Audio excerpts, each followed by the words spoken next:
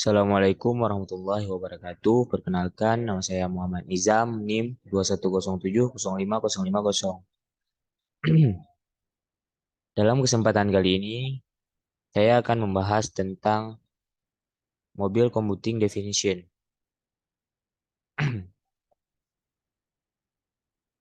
Definisi dari mobile computing adalah sebagai sebuah teknologi dalam bentuk perangkat keras komputer atau hardware, perangkat lunak komputer atau software, dan embedded system atau sistem benam yang memungkinkan para pengguna komputer untuk mengakses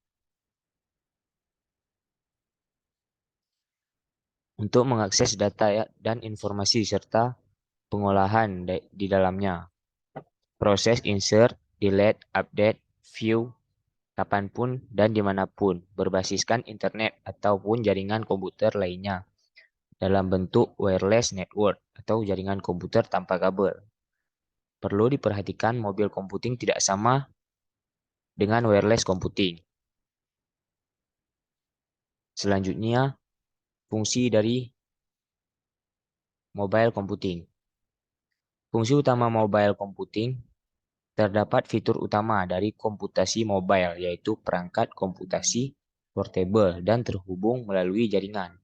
Dengan menguasai spesialisasi mobile computing ini, maka kita sering dapat mengembangkan aplikasi seluler yang menerapkan konsep algoritma dan pemrograman yang lintas platform di luar Android dan iOS.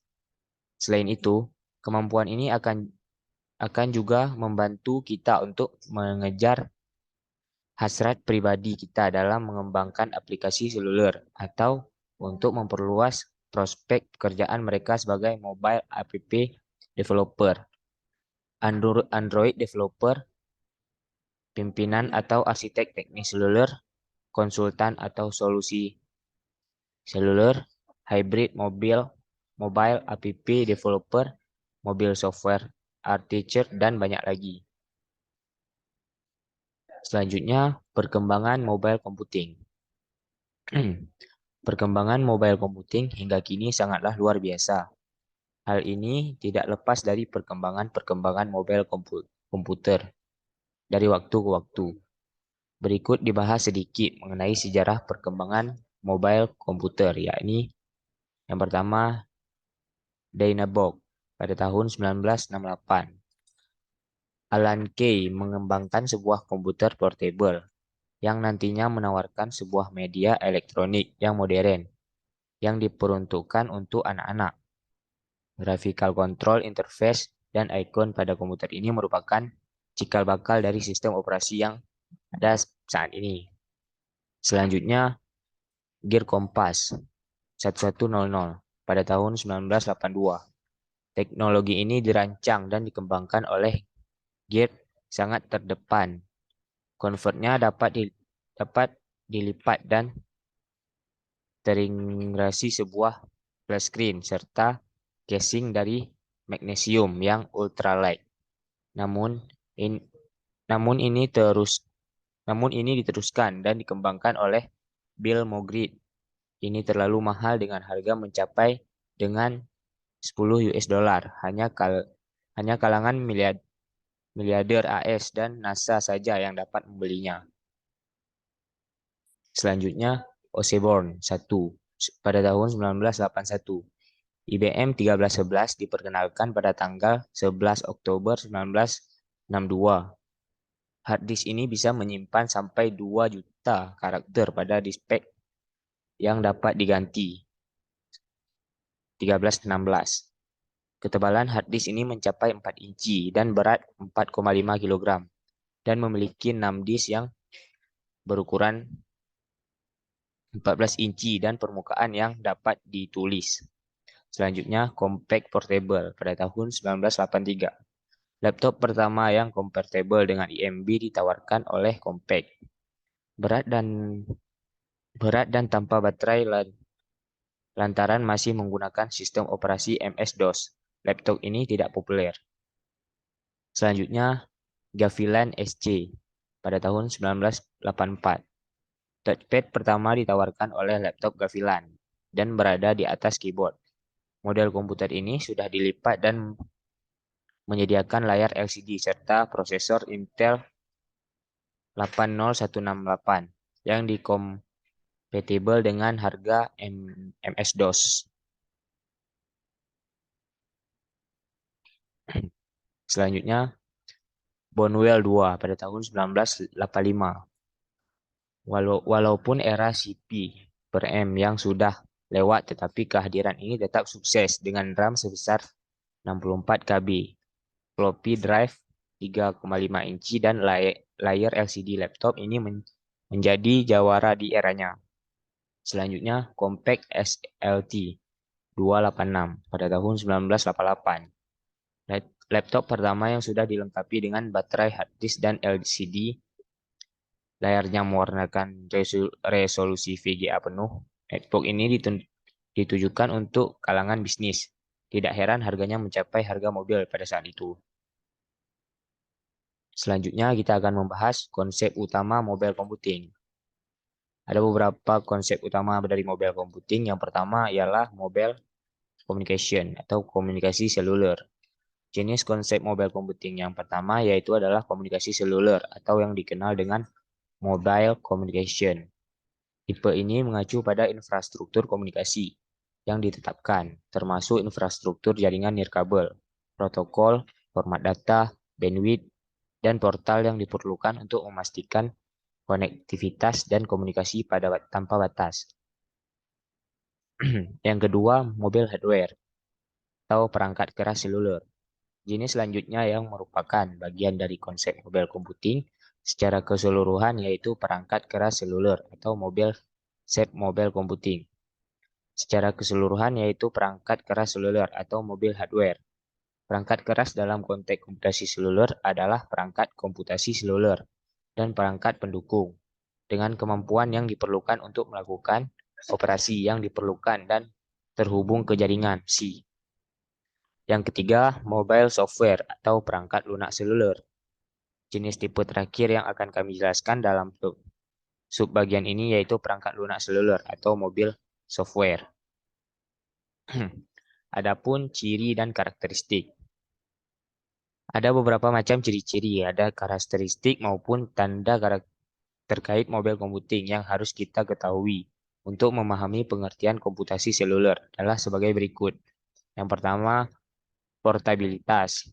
Ini merupakan kemampuan untuk dengan mudah mengganti komputer di dalam lingkungan belajar atau antar lingkungan. Yang kedua, interaktivitas sosial. Kesempatan bagi pengguna untuk bertukar data dan berkolaborasi satu sama lain. Selanjutnya, sensitivitas konteks. Kemampuan untuk mengumpulkan dan menanggapi data yang spesifik untuk tempat, iklim, atau waktu tertentu. Selanjutnya, konektivitas, yaitu kapasitas untuk dihubungkan dari jarak jauh di lokasi manapun untuk tujuan komunikasi data. Dan yang terakhir ada individu, kesempatan untuk menggunakan teknologi untuk menyediakan perancah dan kustomisasi pelajaran bagi pelajar individu pada tugas-tugas yang menantang. Selanjutnya, ukuran kecil. Karena di dimensinya yang seperti ponsel, perangkat seluler juga dikenal sebagai handle, laptop, dan smartphone. Perangkat seluler standar akan muat di tangan atau saku orang dewasa rata-rata. Selanjutnya, konektivitas nirkabel, yaitu perangkat seluler biasanya dapat berkomunikasi dengan perangkat seluler lain, serta komputer dan sistem stasioner, jaringan, dan telepon seluler. Selanjutnya ada contoh mobile computing. Berikut ini ialah beberapa bidang terpenting di mana komputasi seluler atau mobile computing umumnya digunakan. Yang pertama, akses web atau internet. Yang kedua, sistem pemosisian global atau Global Position System atau GPS. Selanjutnya, layanan darurat, seperti menyewa ambulan, panggilan polisi, dan lain-lain. Selanjutnya, layanan yang berkaitan dengan hiburan, seperti aplikasi-aplikasi Instagram contohnya.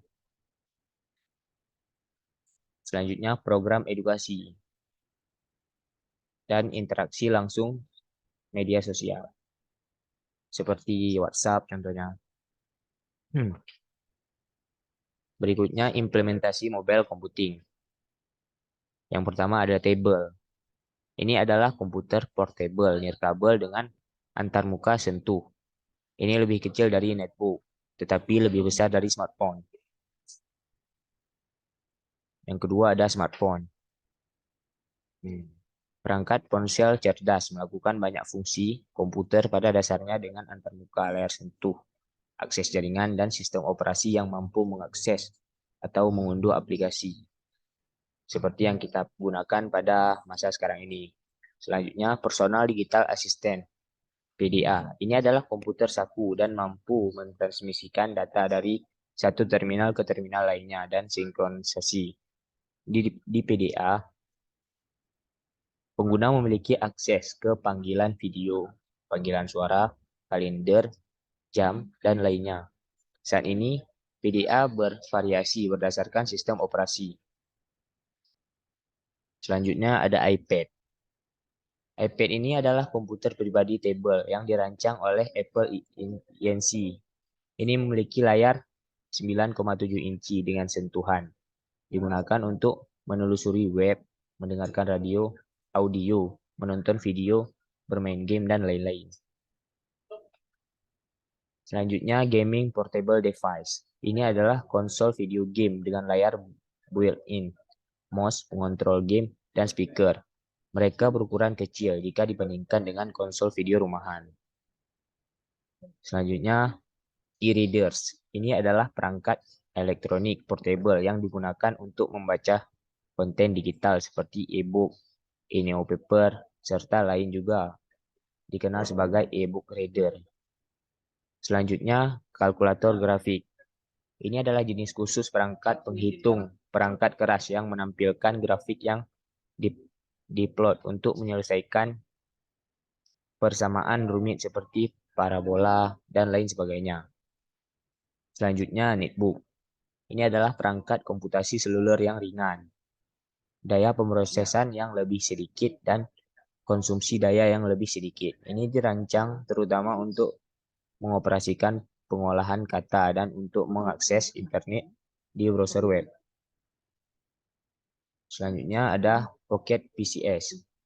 Ini juga dikenal sebagai perangkat Microsoft Windows klasik yang berbeda dari DPA dan melakukan tugas-tugas yang mirip dengan PC modern.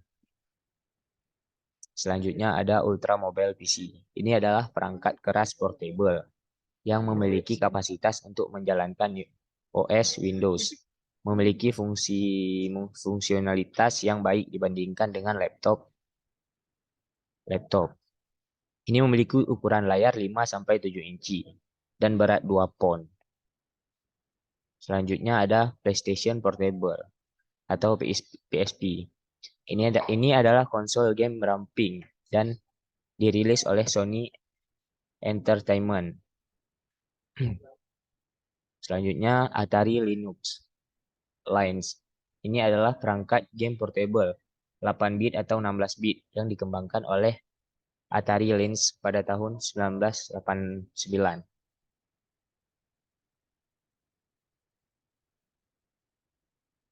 Selanjutnya Gizmodo. Ini adalah konsol game perangkat keras genggam yang dirancang oleh Tiger Telematic. Nah, selanjutnya ada laptop. Laptop ini adalah komputer portable biasanya dengan baterai terisi. Seperti yang kita gunakan pada saat ini. Selanjutnya Engage. Ini adalah smartphone Symbian bersama dengan kombinasi sistem game genggam yang diperkenalkan oleh Nokia pada tahun 2002. Selanjutnya GamePad 32. Ini adalah perangkat keras portable untuk video game, dirilis oleh perusahaan GamePad pada tahun 2001. Selanjutnya ada PC Engine GT. Ini adalah versi portable dari PC Engine.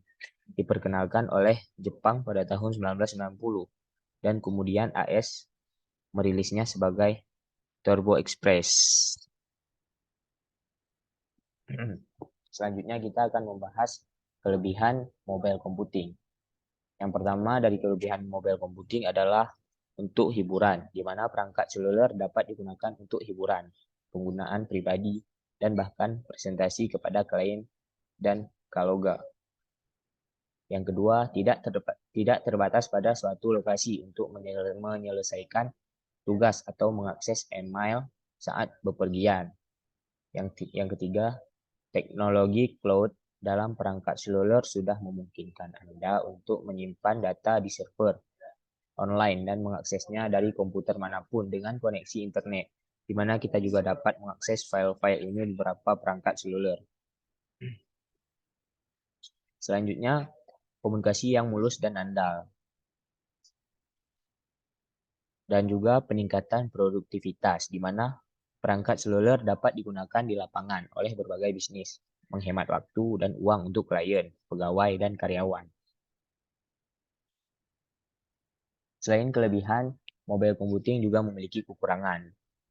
Kekurangan dari mobile computing adalah kendala dalam konsumsi baterai, bandwidth transmisi yang seringkali tidak efisien.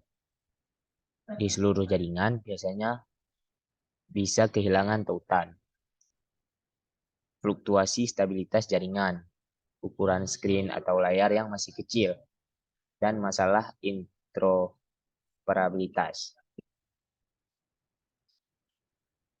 Dapat kita ambil kesimpulan dari materi tersebut adalah mobil computing adalah bidang komunikasi nirkabel dan komputer jinjing, seperti komputer laptop. Dalam beberapa hal, bidang komputasi seluler tidak berfungsi yang diinisialisasi dalam area komputasi yang ada di mana-mana. Demikian juga, fokus awal pada jaringan nirkabel mengarah pada penelitian mekanisme komunikasi nirkabel terkait sejarah awalnya.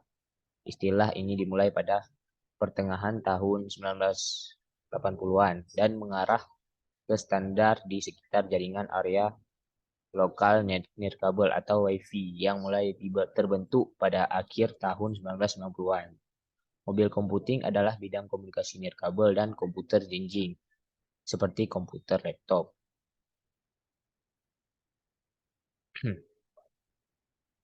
Sekian yang dapat saya sampaikan. Semoga materi tersebut bermanfaat bagi kawan-kawan.